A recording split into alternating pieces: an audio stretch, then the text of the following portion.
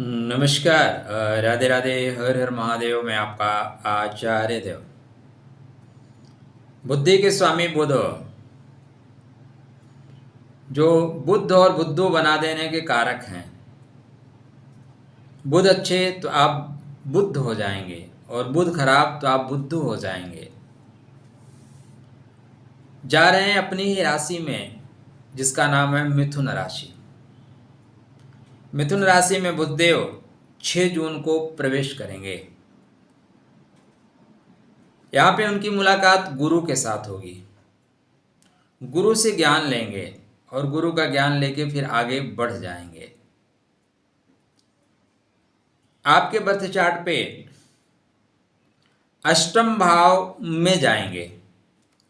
अष्टम भाव थोड़ा सा परेशानियों का है, अष्टम भाव पीड़ाओं का, अष्टम भाव तकलीफ का है। वृश्चिक लगन वृश्चिक राशि के जातकों के लिए बुध महाराज का अष्टम भाव में गोचर होना, अष्टम भाव में रहना क्या परिणाम देगा, चर्चा का केंद्र बिंदु यही। चर्चा आरंभ करें मित्रों, इससे पहले विनम्र अनुरोध, चैनल को सब्सक्राइब नहीं कर रखा है कृपया कर लीजिए। यहाँ से आपको टू द पॉइंट चीज़ें जानकारी दी जाएंगी, कोई मीठी गोली नहीं दी जाएगी आपको। बुध बुद्धि के स्वामी हैं। पहली चीज, अष्टमेश का अष्टम में गोचर करना सुंदर परिणाम देगा। जो जहां के लिए बना है वो वहीं पे यदि रहे तो क्या होता है, परेशानी कम हो जाएगी। आपका जो गेट कीपर है अगर वो गेट पे ही रहे तो फिर क्या होगा, चोरी नहीं होगी, अनवांटेड चीज़ें घर में एंट्री नहीं करेंगी। अब वो बाहर घूमने चला गया तो सड़क के कुत्ते भी अंदर आ जाएंगे, फालतू के लोग भी अंदर आ जाएंगे। तो किसी भी भावाधिपति का उसी भाव में गोचर करना श्रेष्ठ परिणाम देता है। पहले पॉइंट में क्लियर हो जाइए। अष्टम भाव को सुन के डरना नहीं है। अष्टम भाव आयु का है, अष्टम भाव खोज का है, तो अष्टमेश स्वग्रही है तो आयु की वृद्धि होगी। इस बीच में आपके राशि पे ही एक सज्जन थे, बहुत अच्छे इंसान थे, नहीं रहे। उन्होंने जल्दबाजी में कुछ ऐसा डिसीजन ले लिया, परमात्मा उनको अपने चरणों में स्थान दे। तो आयु का स्वामी जो अपने से 12वें होता है तो आयु संबंधित परेशानी आती है। अब ये अष्टम भाव में गोचर करेंगे। अष्टम भाव किसका, खोज का है, अनुसंधान का है। आपके बर्थ चार्ट पे वृश्चिक लगन वृश्चिक राशि वालों के लिए बुध महाराज जहाँ लाभ के कारकत्व को लेकर चलते हैं, लाभ के स्वामी है, कारक नहीं है, स्वामी हैं, वहीं खोज के स्वामी हैं। सारी रिसर्च, सारा ज्ञान, सारा नॉलेज बुध के अंडर कस्टडी में है, जो गुप्त है। तो गुप्त चीज़ों में आपको लाभ मिलेगा, गुप्त योजनाओं से आपको लाभ मिलेगा, गुप्त धन की भी प्राप्ति होगी। अब गुप्त धन गोचर से एक संभावना बनती है, ठीक है। थंबनेल लगाने के लिए अच्छा है कि अष्टम के बुध स्वग्रही होंगे और आपको गड़ा हुआ धन मिलेगा।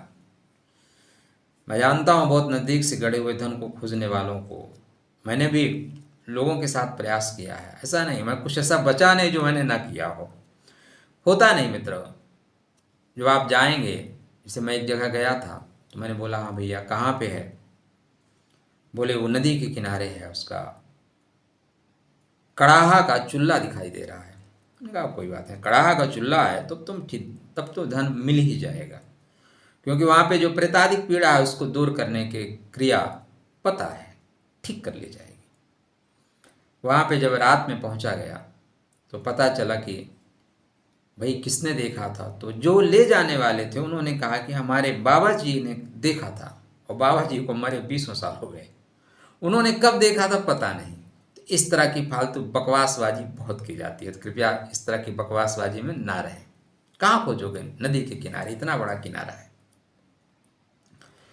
तो यहाँ पे अष्टम भाव में ससुराल से लाभ हो सकता है, ससुराल में फंसाए भी जा सकते हो। राहु का क्षेत्र है भाई, राहु थोड़ा सा लालच देता है, उसके बाद भी प्रॉब्लम भी देता है। तो थोड़ी लालच भी मिलेगी लेकिन परेशानी भी मिलेगी। अष्टम भाव का स्वामी, एकादश का स्वामी, ठीक है ना, अष्टम भाव में है, लाभ के स्वामी, विदेश से लाभ होगा। यदि आप विदेश में रह रहे हैं, हमारे काफ़ी मित्रगण, मित्र मतलब दोस्ती इतना ही है कि आप हमें देखते हैं तो आप हमारे मित्र हैं, आप हमारा वीडियो फॉलो करते हैं तो आप हमारे मित्र हैं, विदेश में भी हैं। तो यहाँ पे कुछ चीज़ें आपके लिए बेहतर बन रही हैं। गुरु बुध की युति, गुरु बुध की युति श्रेष्ठ परिणाम देकर जाएगी। समस्या का समाधान बाहुबल से मत करिएगा। मंगल महाराज भी सिंहस्थ हो रहे हैं। जब सिंहस्थ मंगल होंगे तो फिर लगता है कि सातवें दरवाजे को तो मैं अपनी गदा से तोड़ दूंगा, भ्रम हो जाता है। और लास्ट में पता चलता है कि आप चक्रव्यूह में एंट्री ही नहीं कर पा रहे हैं, तो दरवाजा तोड़ने की बात ही खत्म। ये पुनर्वसु में जाएंगे, उसके बाद आर्द्रा तक प्रवेश करेंगे। पुनर्वसु से स्टार्ट करेंगे गुरु। पुनर्वसु मतलब फिर से चीज़ों को फिर से ठीक करना।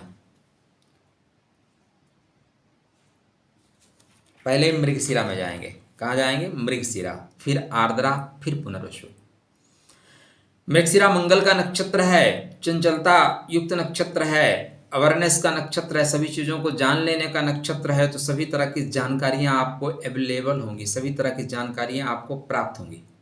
पहला पॉइंट। आपके पास जो लोग आपको रिप्लाई नहीं दे रहे थे, आप ईमेल वगैरह भेज रहे थे, आपके नौकरी के लिए रिप्लाई ही नहीं आ रहा था, वो अभी आपको रिप्लाई देना शुरू करेंगे। ईमेल का जवाब आपके पास आएगा। दूर संचार से आपको जानकारी प्राप्त होगी। पहला पॉइंट ये होगा।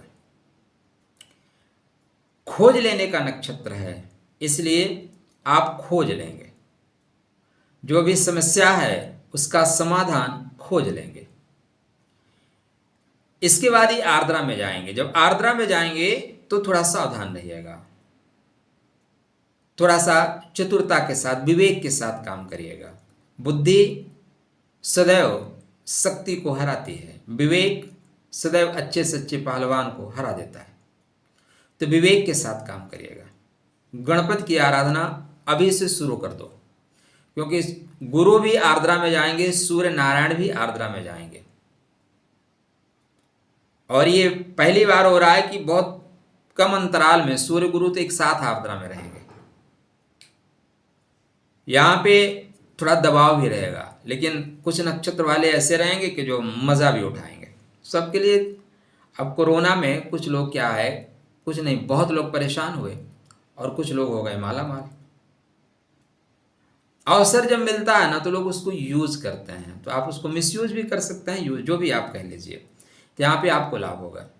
लाभेश चूंकि स्वग्रही है, लाभ का स्वामी खुद के घर में जाके बैठा हुआ है और अपने से दशम बैठा है, अपने से दशम। इसलिए जो आप कर्म करोगे ना उसका लाभ डेफिनेटली आपको मिलेगा।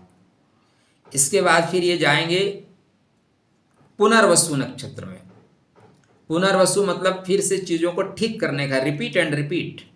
आपको काम के लिए रिपीट करना पड़ेगा, लेकिन रिपीट करके आप चीज़ों को ठीक कर ले जाएंगे। आपकी बुद्धि ठीक रहेगी तभी सारा काम होगा। नहीं, बुद्धि ठीक नहीं रहेगी ना भाई, तो फिर क्या होगा? लीटर में आटा बेच दिया जाएगा। बुद्धि का ही तो कमाल है, कब कहाँ कैसे कितना बोलना है कौन बताता है? बुद्धि तो बताता है। बुद्धि तो है जो बातें ही हाथी पाइए, बातें ही हाथी पाव। बात करने की तमीज अच्छी हो तो हाथी उपहार में मिल जाती है, नहीं तो हाथी के पाँव के नीचे कुचलवा दिया जाता है। कथा कहाँ की है पता है?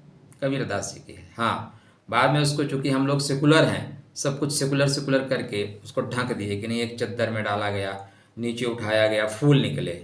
ऐसा होता है क्या? ठीक है, बट सेकुलर वर्ड, सेकुलर के ओरा में सब कुछ संभव है। तो ओम गम गणपतये नमः आराधना करिए, गणेश जी की आराधना करिए, गणेश जी को दुर्वा चढ़ाइए, चीज़ें बेहतर होंगी। श्रेष्ठ लाभ मिल सकता है, विदेश में बैठ के गुप्त रूप से लाभ हो सकता है। राधे राधे, जय श्री कृष्ण।